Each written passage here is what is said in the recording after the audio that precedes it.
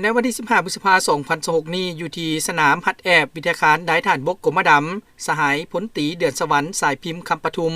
รองหัวหน้ากรมใหญ่การเมืองกองทัพรองหัวหน้าคณะซี่นำรวมการจัดตั้งหัดแอบฝึกอบรมตีพิเศษและการซ้อมรบร่วมลาวรัสเซีย2026พร้อมด้วยคณะได้ลงพบปะอบรมและเยี่ยมยามพนักงานนักรบทุกภาคส่วนที่เข้าร่วมการฝึกซ้อมในครั้งนี้อย่างใกล้ชิดในโอกาสลงพบปะครั้งนี้สหายพลตรีเดือนสวรรค์สายพิมพ์คำปทุมได้มีคำเห็นอบรมและได้ยกให้เห็นถึงความหมายและความสำคัญของเวียกงานการฝึกแอบซ้อมรบร่วมในครั้งนี้ซึ่งเป็นการยกระดับความรู้ความสามารถในการสู้รบพร้อมทั้งเป็นการทัดแน่นสายพัวพันมิตรภาพลาวรัสเซีย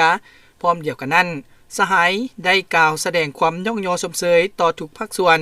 ที่ได้มีความรับผิดชอบสูงและตั้งหน้าเข้าร่วมการฝึกซ้อมอย่างตั้งหน้าเพื่อรับประกันให้การซ้อมรบร่วมบรรลุมากผลสูงสุด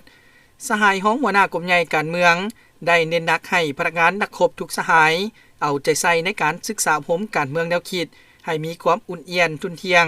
มีความอดทนผ่านพาทุกข้อยุ่งยากตามสภาพการและพื้นที่ตัวจริงตั้งใจปฏิบัติระเบียบวินัยปฏิบัติตามแผนการฝึกซ้อมอย่างเข้มงวดเน้นหนักให้มีการถอดถอนบทเรียนและแลกเปลี่ยนความรู้ประสบการณ์ซึ่งกันและกันเพื่อนำเอาบทเรียนที่ได้รับไปจัดตั้งพันขยายเข้าในการปฏิบัติหน้าที่ให้มีประสิทธิผลและได้เน้นหนักให้บรรดาคณะชี้นำทุกภาคส่วนต้องติดตามกฎกาอย่างใกล้ชิดเพื่อให้การซ้อมรบร่วมลาวรัสเซีย2026ในครั้งนี้บรรลุได้ตามคาดหมายที่วางไว้